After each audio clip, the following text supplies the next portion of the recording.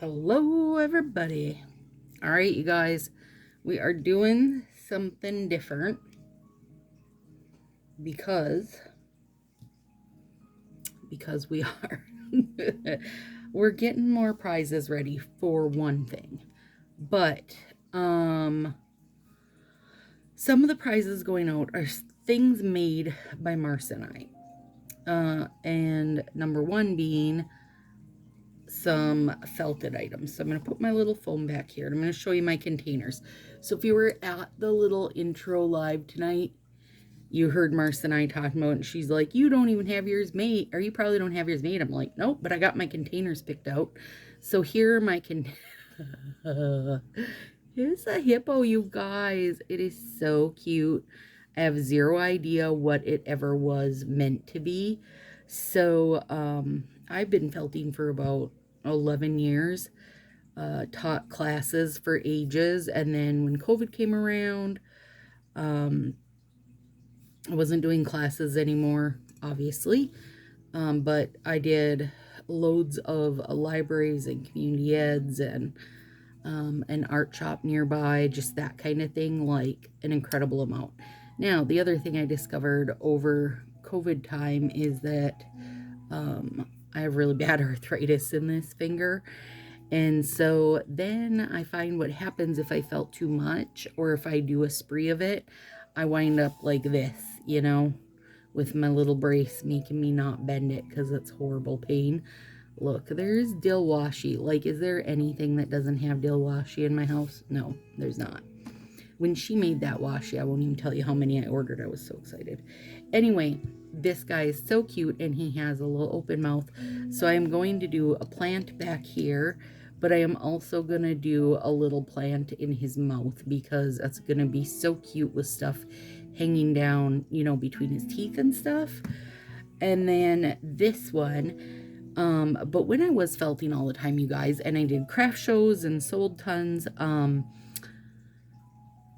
I would have my mom keep her eye out for containers, and it took her a bit, but once she got it good. Like, I want interesting bits, right? This one, I just cannot get over. How cute is this guy? It's this double green tree with the little bird. So this will get two coming out of it. Let's see. I need to move these for a minute. Hippo and bird, we'll set them aside. And then this one, which I adore, you guys, look. That little bird's eating his seeds. Well, he's landing to eat his seeds, and there's like little seeds all over. So in theory, what you're doing is putting like a little candle in here, but we're not. We're gonna put a little plant in here and it'll be adorable. This is the one we're gonna make right now, but I want to show you guys. And then I'm gonna make this one because I'm crazy for this container. Oh, look at it. Isn't that stunning? Oh my gourd.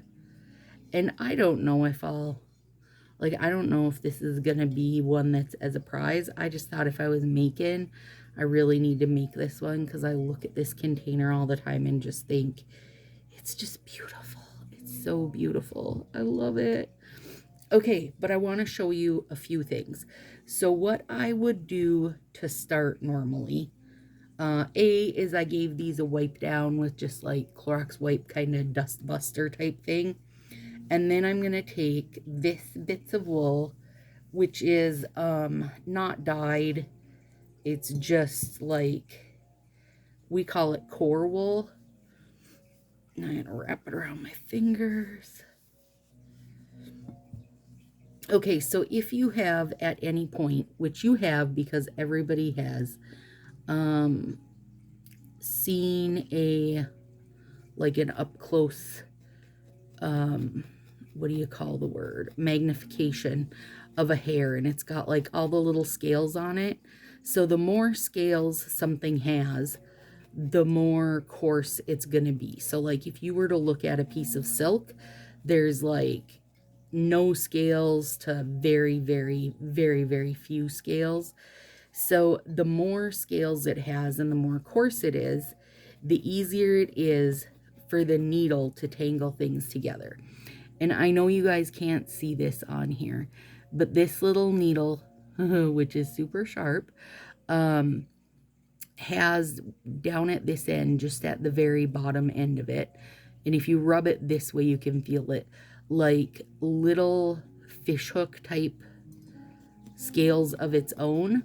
So basically, these scales are grabbing onto these scales and things are getting all tangled together. So really, you're making like a sheep dreadlock, sort of, right? And there's all kinds of ways to like save yourself some poking, okay? So also, let me say, this is the most soothing, addictive love probably I've ever had as far as hobbies go. I've never stuck with a hobby like I have stuck with felting, and I would still be felting all the time, except my finger would probably fall off my hand and I'd be in tears because it really does hurt when my arthritis flares up. Okay, so the kind of golden rule for how firm you want it to be is you want it to feel like a bagel. So you want it to be like firm, but not hard as a rock, and also not super squishy. Now, a couple things I can say. Some people felt super hard. Mercy's one of them. I have a girlfriend, Kelly, that felt her stuff so hard you literally couldn't push into it if you wanted to. And some people felt so soft that you could take their finished item and close it in your hand and not know it's there, and it will just pop open and be its whole big self again. I say I'm probably somewhere in between all of that. Like, as you're poking, you're getting the air out of there and causing tighter and tighter tangles. You know, think of the little tangles in your hair and stuff. It's like the scales catch each other and tangle together, and the longer you take to straighten those little scales and tangles out, the longer or the bigger knot you're going to have, and basically you're making a knot. Okay, so I made this shape, no particular reason, right? But I was just looking at in here and I want it to fit in. So I just stuffed him in there. I'm leaving him pretty soft. It's not a big deal. I don't feel like I need a ton of wool down there because at no point will I be felting that deep in all the way to down here. But I do at the same time want there to be a bit of a base there. Now, let's move him back off to the side. Take another bit. So when I'm starting, if I kind of just wrap it around my fingers, you know, decently tight, right? Like this doesn't have much squish left in it. I'm taking a lot of that air out in advance. And the more air you take out in advance, the less air you're going to have to poke out. So the only part of this needle that has the little scales on it is just down here at the very bottom, okay? So you have no reason to push in like this. You're not doing anything. It's all the way through, right? You really only have to go just a hair in. And I tell people when they're starting, if they hold their finger down here, it will train them like it's a guard. It can only go that deep, right? So it'll train them to not feel like they have to poke all the way in. Now, the other thing it does is saves your felting surface, which is, this is a pretty firm foam. And I have a zillion of these. My mom used to work in a pharmacy plant, and when they would get big things in that had like huge pieces of foam and such, she'd save it and then I would cut it down. But it's, you could get a piece at Michael's or whatever, but it can't be like that foam board, that's going to chip all up. And the more you're poking into your foam, the more you're going to be dulling your needle. So you don't want to keep doing that. And so right now, basically, I'm just going to build a size that will fit this little container and fill it up. Actually, I might use that little one. I didn't realize that. He has a hole up in his head, and I'm going to stuff that in there. Okay, so now core wool is usually from like meat sheep, because they're not raising the sheep for, you know, fiber. They're raising it purely for food. So they're going to, you know, they're still going to shear them, obviously. So it's always a more coarse wool. It usually isn't like a lovely curl to it. It's just like more coarse, rough and tumble type of situation. And now if I wanted to, I could fold this like this and keep adding to it, but I'm trying to, I want to make it long like this and build on it so I can glue it in place here. And for the like 98% of life, I would say, I never ever use glue on wool. I don't like it to go crunchy on me, and that's what it will do. Like the texture will totally change. So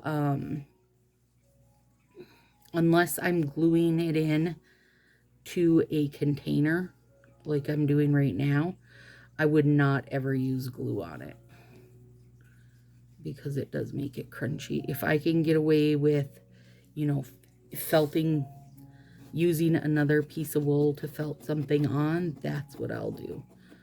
And you've got to really watch for your hands. And the biggest lesson when you're starting is to keep your wool on your surface. Don't felt in your hand and don't felt in your lap, because you have no idea how quickly when you're holding something, you're going to be hitting your hand on the other side. Ooh, and it's a fast little hurt. And bleeds like, it bleeds.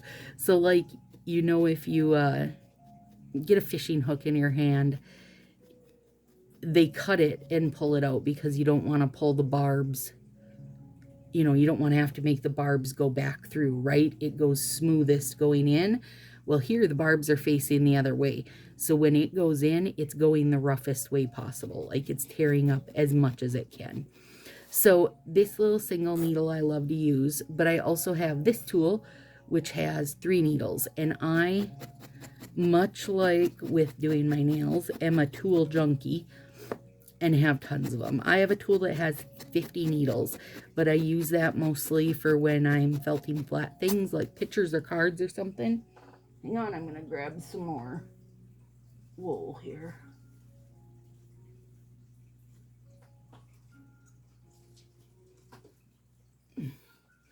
So because I did, and like this wool, this is a, when I order it 50 pounds, and it's 50 pounds in one long huge strand, you know. But I break it down, like I roll it into giant balls of it and break it down to make it easier to work with. And normally when I'm working with a piece, I just kind of split it in half the long way to make it a little easier to work with. And the more air you squeeze out each time you're adding to it, then the more air that's not going to be in there for you to have to poke out, right? And let's see, what else can I tell you guys? I mean, I could go on for days.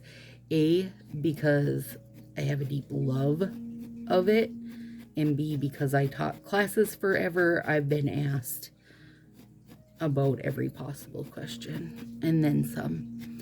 So, I'm not worried about this looking pretty. I won't worry about that right now, because this is like the base. This is the core of the project, and it's got some random cat hairs in it and little random bits of whatever in it. Okay, where are we at? All right, that's pretty good. Okay, so I'm just using the glue that I use when I do, oh, is that tip dried? It literally doesn't matter what kind of glue, you guys. Just any old craft glue will work. Oh, I don't want to fight with that. Okay. Hang on.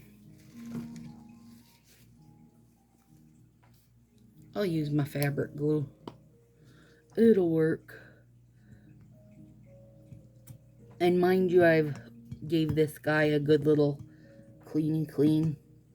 So he's not going to, like, there isn't going to be a bunch of dust that's going to stick to it and pull free. And it doesn't take much, you guys, to get him in there. Okay, so then we're going to put this one in here.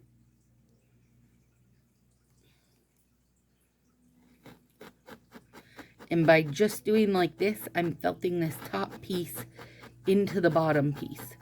And we won't be felting in this bird because we don't want to hit, you know, we don't want to be hitting the glass basically, or we'll break our needles. And we don't really want to do that. Okay, so here you can really tell how much it binds things into knots, because now we made a big dent in that, and we made that dent purely, and I mean purely, from felting in one spot. So now we've also attached this spot to that bottom spot in the bird. Okay, and then all I'm gonna do now, I'm rolling around my fingers, you guys. It's kind of my standard way to go about things.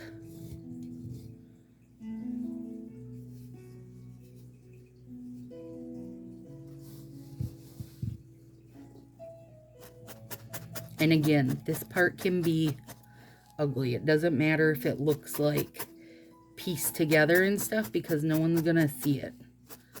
Ever.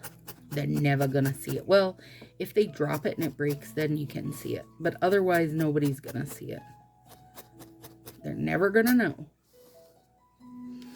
And then, and I like to leave this base, you know, kind of squishy. I don't wanna felt it super hard, because I want to be able to, like, I want to attach it to the guy that's under it, but like I want to do it while it's in the container, because I'm trying to make a really good fit, you guys.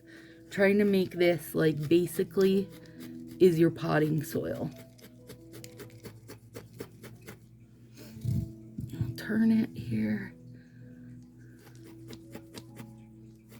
And some of this, you guys, is seriously experience. Like, if you're like, oh, you make it look easy, you don't know and probably don't want to know, like, how much of this stuff I've made.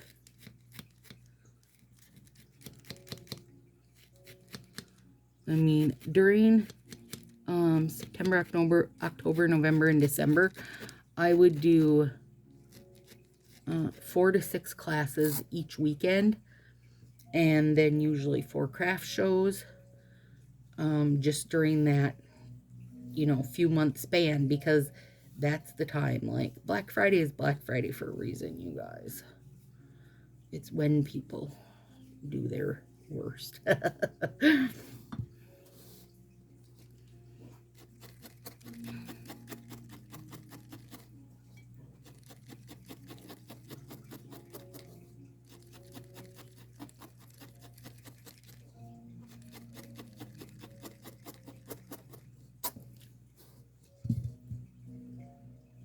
And I can stretch that at least a little bit, you know.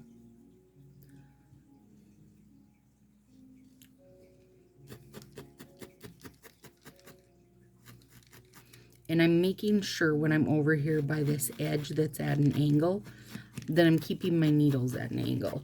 And I will say, you guys, I learned all my needle felting from YouTube videos. Like, there's tons of them. There was nowhere for me to take a class. It's still, needle felting is still not a very super popular thing. Most people, though, have very few people that ever, like, came to classes and were like, nope. Although, all right, I need a drink of coffee and I'll tell you a story. Okay, so when I was teaching at all the libraries, one of the places, you know, and the library classes are free for you to come to, but the library pays me to be there teaching a class per person, right? And my classes always, and I mean always, sold out. Usually within a day or two of being listed, they would sell out. And so then I would do like, you know, one library, say, has 20 libraries in its little whatever. I don't know what you call that, but you know what I mean. Like ours is called the Great River Library. And so then it's all the small towns. Anyway, so then I would go town to town to town and do stuff for that whole library system. And it worked out great because then I also, and this is just a little piece, you guys, I'm just piecing this together. I would also sell the supplies. You could buy kits, like, so if you came and learned how to make pumpkins and you were like, oh, I love this, I'd love to make, you know, a few for gifts or whatever, then you could buy the kits from me and, you know, teach friends and family, make them for friends and family, whatever, right? It was good. It was good. I loved it. I miss it. But what I don't miss is having, you know, 40 or 50 people that, you know, haven't done it before. But there's usually, after I have been somewhere once, then, you know, people come back and there isn't as many new people because the people that have already done it just kind of outnumber them. Okay, this little spot here is my last spot. So, okay, at the library, and this was at my own local library in town, which is where I started doing things, started doing classes and getting the word out, kind of thing. Okay, so this lady comes in, and I've done lots of classes at the library at this point. Like, it is a very consistent little side gig for me. And this lady comes in and she goes, oh, damn it, I didn't know what this was. I hate this. And she got up and left. We're all sitting there looking at each other like, what in the what? And the gal who, you know, booked everything at the library and stuff, she was cracking up. One of the other girls is like, well, one of my girlfriends wanted to come, so could she just take her place? She's like, yeah, it don't matter. So then another gal came and took her place, but it was just super funny. It was like she'd already done it. She knew she didn't like it, and I don't know why she signed up for it, but she had signed up for it. So anyway, then she left, but it was funny. Okay, look, you guys, there he is.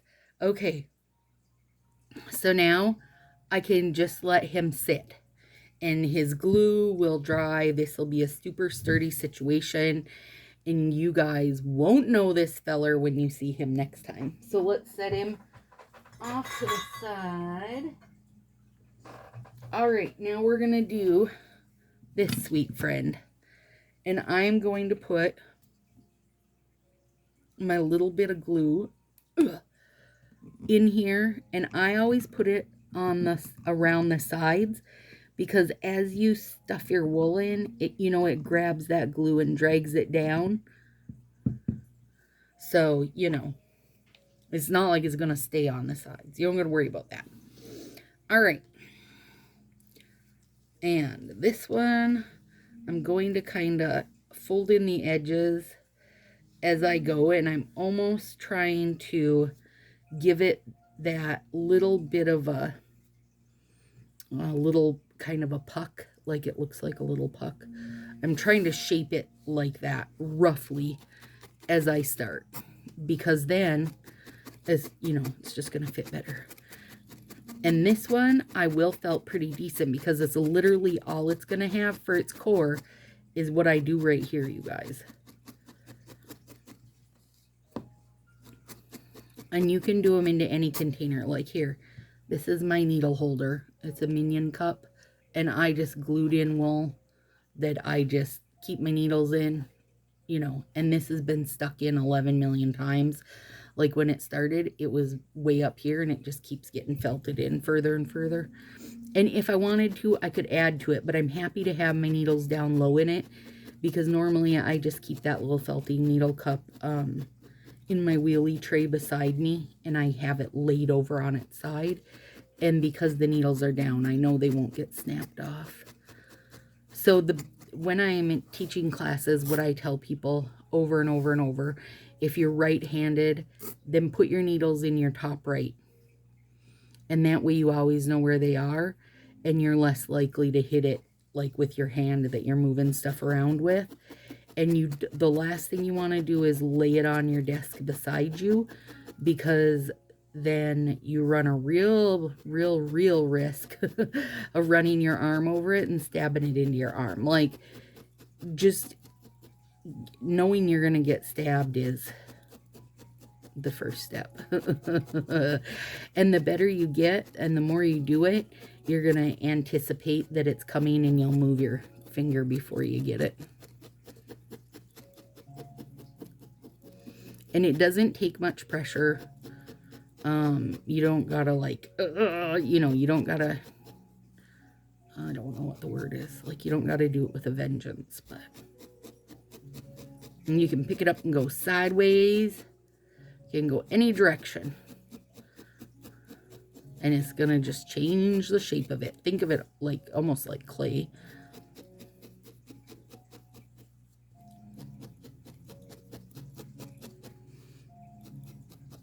Okay, let's compare. Pretty good, because I'm going to scorch it in. Now I'm going to get the dirt, which is, I gotta dig in my bag, hang on.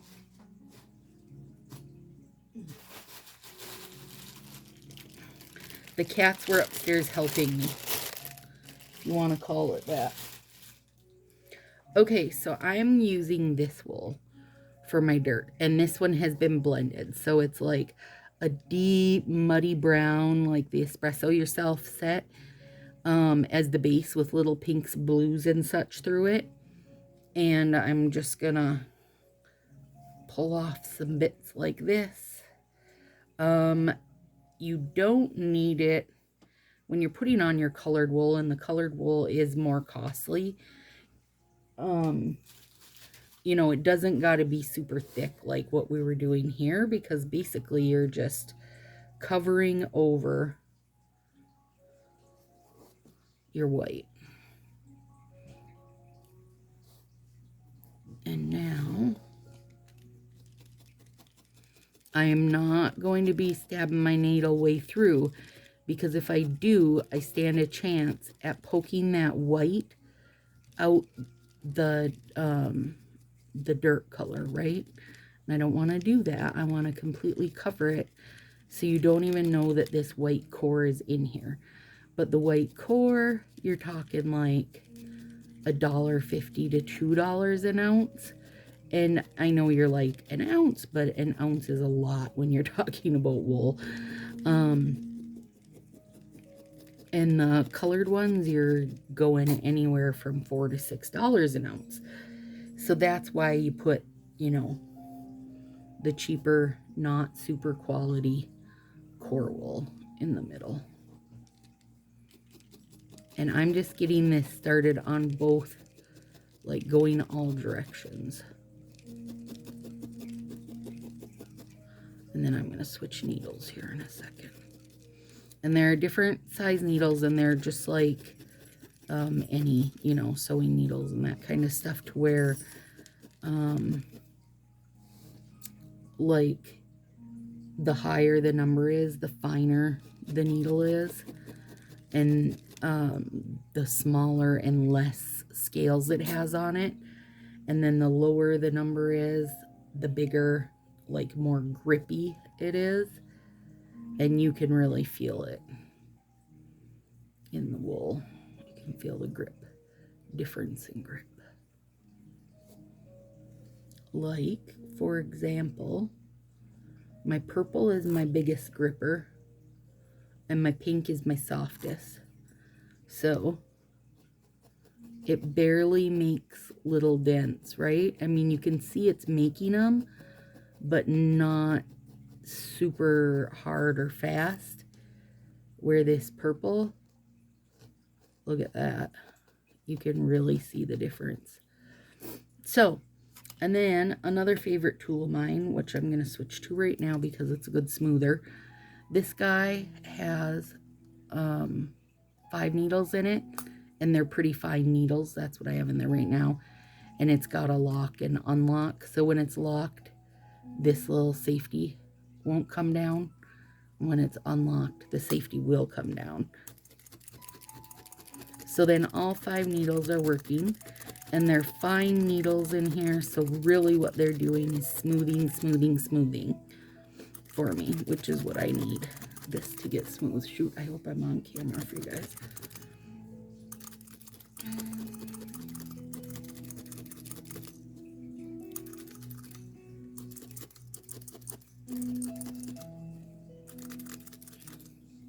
And I want to go over this and then see where I think I need to cover more. And I'm not, I don't need 100% coverage because the sides and bottom are going to be glued in, But it's easiest if I wrap it like this. Where in the bird we did, it'll be like I'm making a bed. I'll cover it with the dirt just on the top. And I'll use probably my white needle, which is kind of my go-to, where I just kind of like tuck in around the sides. And that's on that big bird. But this one, I want like this. So it's kind of like a little fuzzy soap right now. So now, let's bring our bird back over. I want to make sure he's on screen. And obviously it's bigger than that, but it's okay that it's bigger than that. Now I'm going to use this side up. And I'm just getting him hopefully without getting glue on my fingers. And there we go. We've potted it. Our soil's in. See, it's kind of rounded, and part of that is because I went a little bigger than I needed to. But now, only that deep, and I'm hitting the bottom. So I have to keep that in mind now when I'm working. All right, now we need to make, so let's set this to the side, and he'll start getting dried up. And let me put, I've got like 100 needles out right now. I do not need 100 needles out right now. Okay. Now, we know we're going to need probably some type of little vine action. So let's take some of that green out. These are called art bats, you guys. And it's just like a mix of color. And you see that little bit of sparkle in them? And this one here, look at that. Isn't that beautiful? And I can make art bats, but I did not make these. These are ones that I have gotten at wool festivals and such before I could make them. And I'm just taking out a little bit of all of it, right? I want this guy to be nice and bright. Because when you look up succulents, if you ever take that up as a hobby, looking up succulents, and then I'm going to pull it and restack it, because see that blue and that big bit of sparkle? I kind of want to work it in here.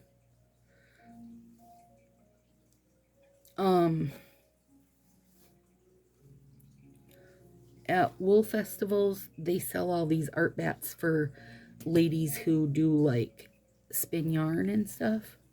They are definitely, wool festivals are never meant for felters. There's usually about 2 of us there that know what's going on. But I love going and looking at everything.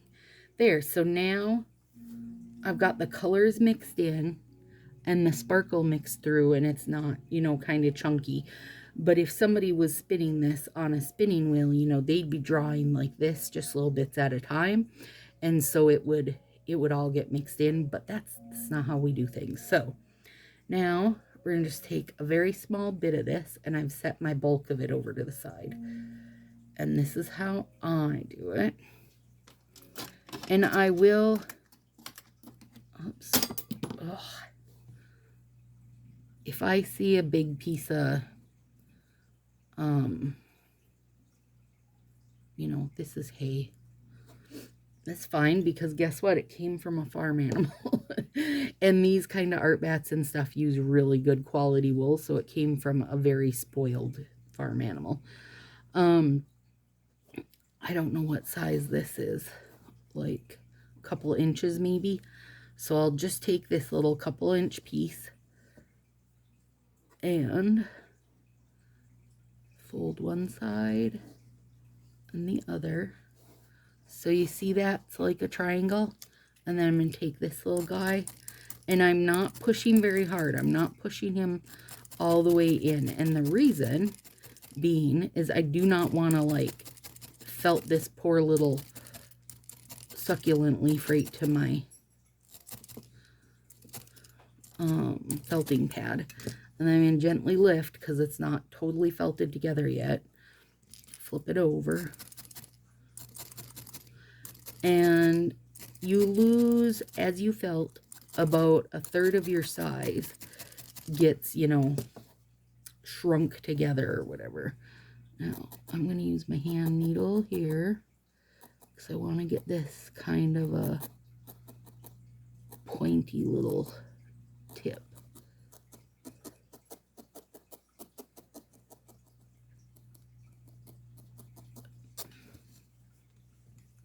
And then flip again.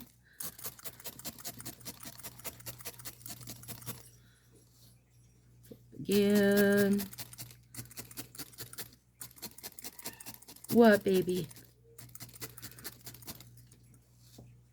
And you'll notice I'm only felting up here. I'm not doing this down here, because we got to have something loose to attach to our next spot.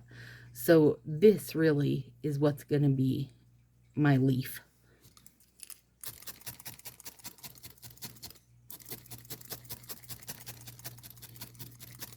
And you can see how it's come together, like to where it's getting to be a real piece.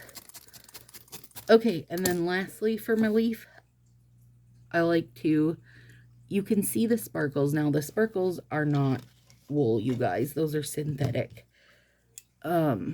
So they don't always felt in the best. So if I get a ton of them, I just will trim their sides. But for the most part, you don't really have to worry about it too much. I mean, for me, part of what I love is the natural look of it, right? Okay, so that's one petal. And then I want to show you guys how to make a little vine. And I've just took a teeny bit of the green. Let me restart that music. And broke it down even further. Like, just look how small that is. And now, between my hands,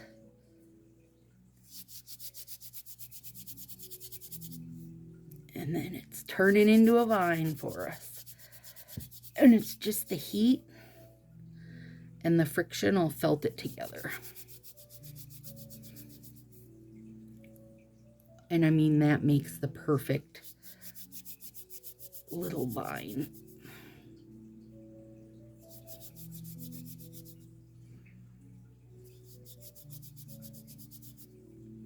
There we go. And I'll fold it in half when I attach it, because I want it to have, I want to get a couple ends out of it. So I'm going to set that aside, and then I'm going to take this guy.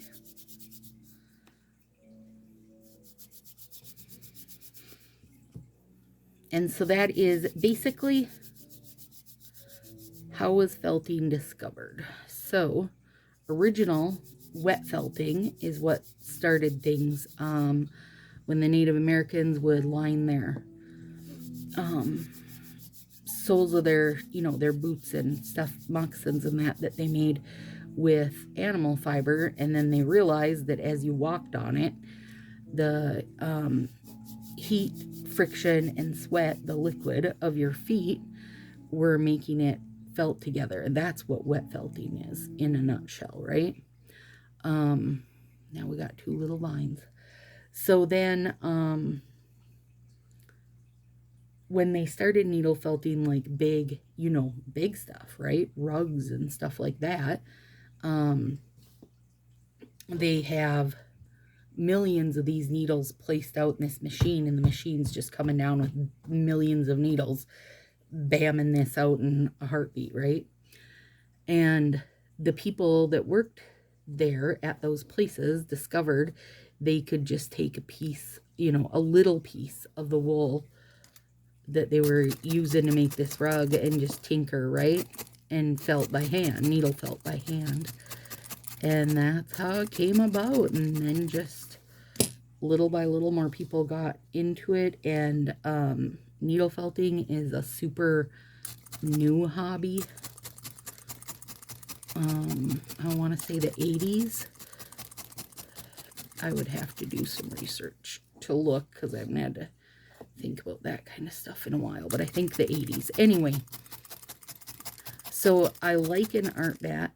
Think of it like variegated, because then in this leaf now I've got, my same pink leaf, but this one has bits of blue in it and a little teeny bit more sparkle, really. And both sides look different, which is fun too. So we've got 2 vines, 1 leaf, almost 2 leaves. And using that little, if I use the tip of my needle and spin in a circle, I can collect some loose fibers and get them attached in if they're really making me crazy. But when you're doing something thin like this, there's only so many places for it to go.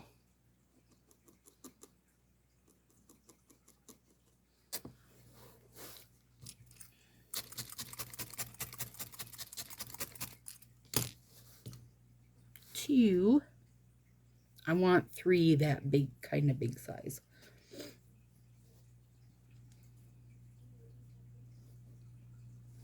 And I'm just folding it in like a,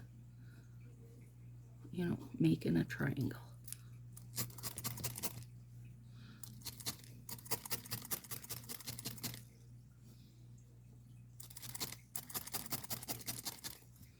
And normally the standard is you don't make any cuts, like you don't cut with scissors, because it's going to make a blunt end, which is harder to get that felt in. Okay, see this? I have a little dip in this piece. I mean, I could leave it because I don't super care. It's part of what makes felting and I such good friends, is just kind of the organic shapes everything takes on, and it's all just natural and such.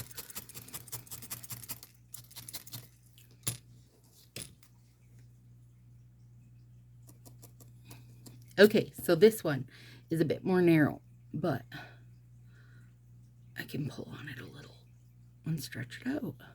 I can't go super far, because it is felted in, but I can a little bit. All right, now,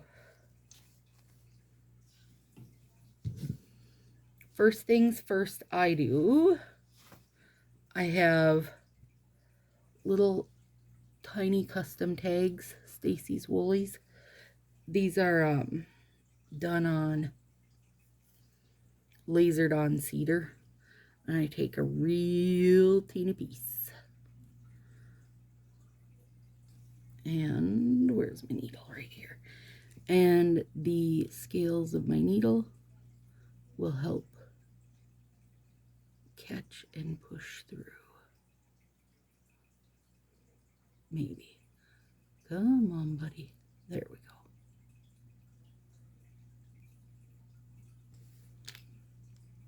And then I basically have like a thread, right?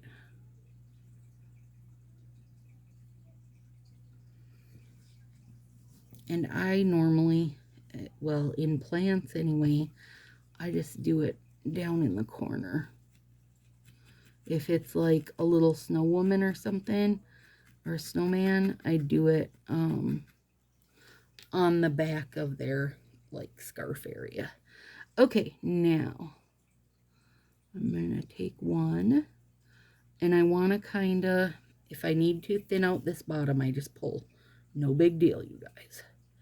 I want to kind of gather the bottom because it's going to make this get that like that kind of look, right? Like, you know, the petals on plants or succulents or whatever are not just like flat. There's some movement. And how and where we poke this in helps us give that movement to it.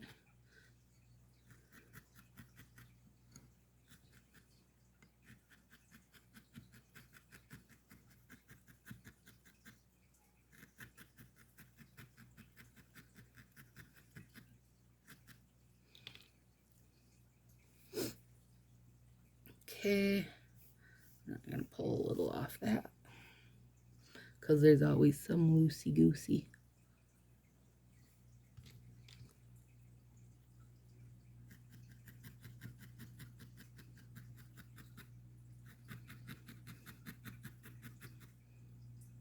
And I'm not real worried about this middle. That'll come together when we get to the end, you guys.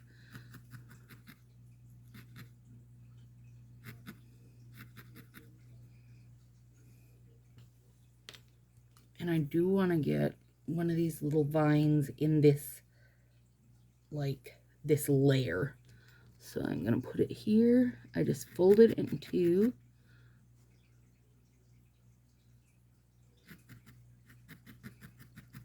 And just felt down the middle part here. Okay. I'm going to save that one for a different layer. Again, I'm pulling some of those loose shreds at the bottom. And I'm doing this as like a third, if you can tell. And again, I'm starting in the middle because I want to give it a little, shape and hopefully not poke my finger.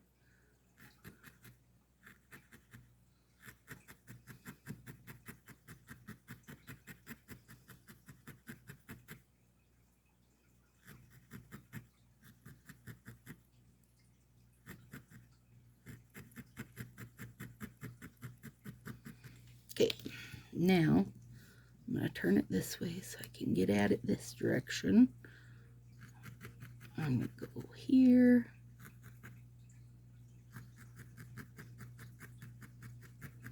All right, there's our bottom level of it. I'm going to pull this way a little bit. There we go. Okay, I'm going to want one vine down and one vine up. Now, whoop, stay here, little guy.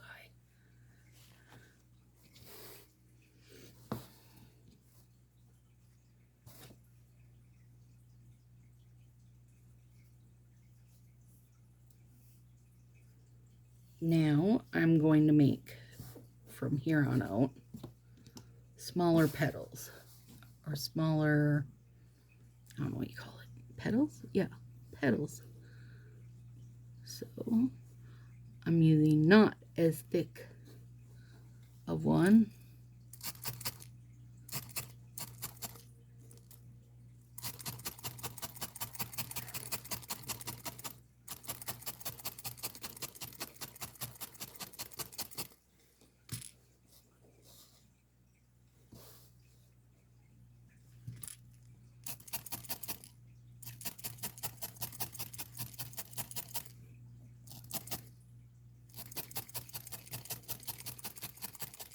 In this size, I want to make 6 of them. Again, pull off some of them loose bits because it's, you know, if it's not attached, you ain't got no reason to be poking it in. And I also want to get, one sec, I gotta.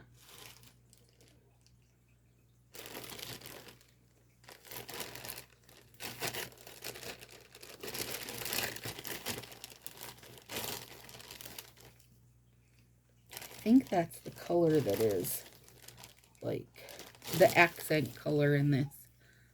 So I want to pull out a bit of it so I have it for the middle.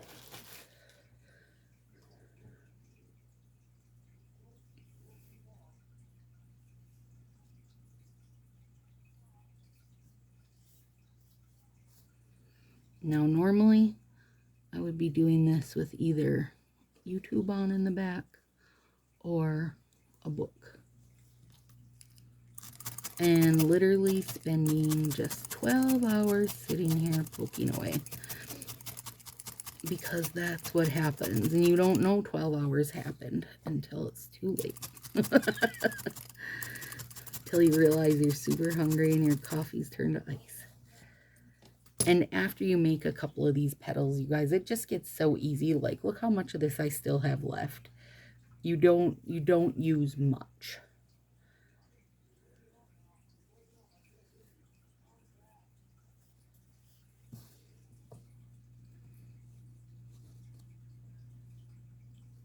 And I know Marce went with super natural colors, her color palette for sure. So I'm at least making one that is all the brights, the pink and blue.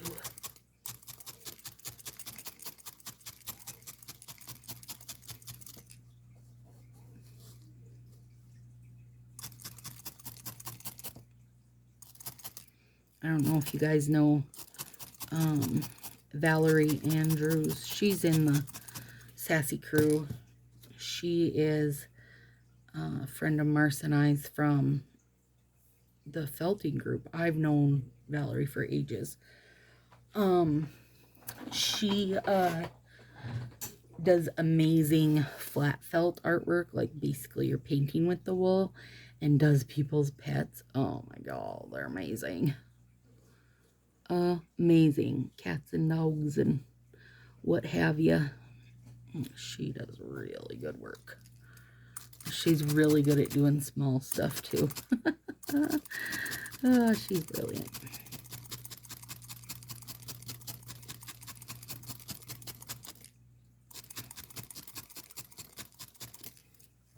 I am not a very realistic. I don't do realistic stuff. I like to just do real whimsical, more to the like sci-fi section of life.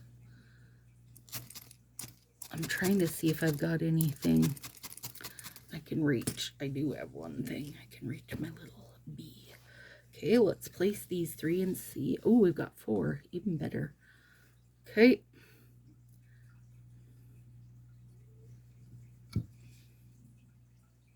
Now these ones are going, you know, between the others. And I'm going to get out my purple needle because he's got bigger teeth and he's gonna really get those guys down in there good for me. Now, felted stuff, it's not for, like, it's not a toy. Like, in your head, if you're thinking, I could make a teddy bear for whoever, they're really not toys. Also, cats are very attracted to them, and dogs are very attracted to them. Like, the amount of repairs that I've done for people are probably as much as the amount of makes I've made for people. I know Marcy had to fix a really cute little elephant she'd done for someone for a nursery. It was adorable, but Critter got a hold of it. I mean, they're smelling sheep's wool, you guys. Obviously, they're gonna love it, right?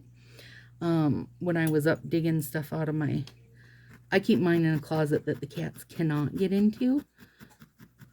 And when I opened that door and was sitting on the floor picking stuff out, right away Beef and Tartar were like, Mom, you didn't even say you had sheep in that closet. We love sheep. We love them, Mom.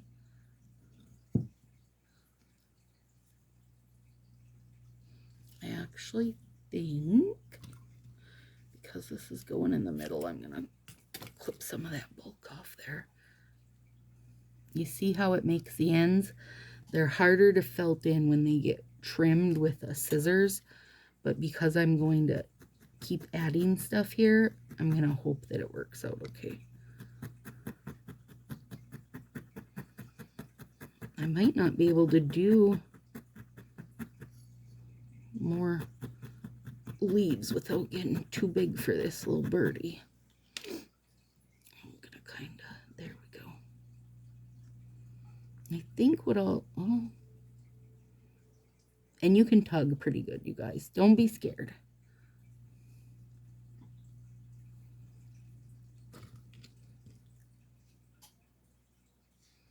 I want this leaf to go that way, so I'm going to hold it that way, but I'm also going to felt that direction. And it will, yeah, there we go. It'll nudge it that way. I want this guy here. I basically want this little guy to look like he might be eating a bug out of the middle of our plant or something. Trim to the end of this guy again. I'm going to use this petal, you guys. I made it. Come on. If I made it, I'm going to use it. And I'm going to put it here.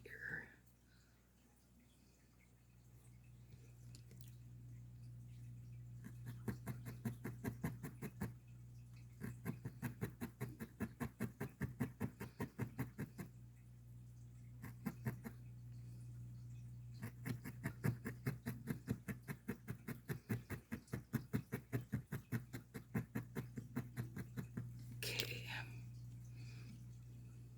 There we go. Oh my Lord. Stop it now.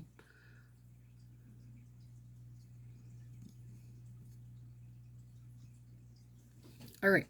We need to add another vine. And this time when I fold it, I'm not going in half because I want them to be two different sizes. And I'm going to put this one on this level, so it's coming from a different place. And then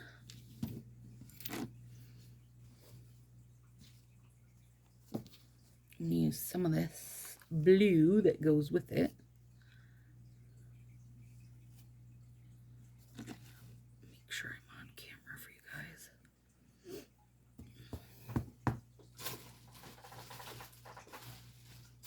Come on, I'm digging in my bag here.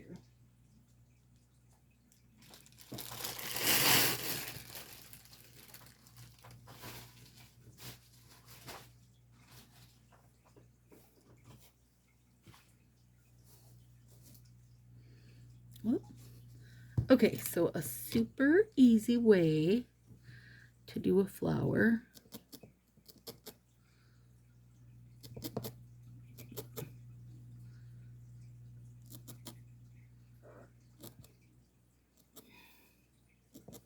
Okay, and I know it doesn't look like it yet. Give me a second. Now we're going to move it over here. And it's way too big right now, but it won't be for long. And I'm just poking in the middle and slightly folding over some of those loose fibers so they bring their friends in.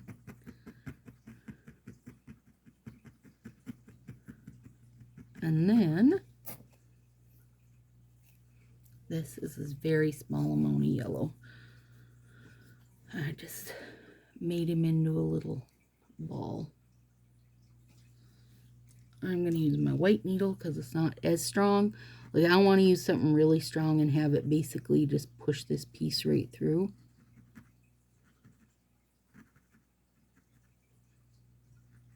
Because it will do that.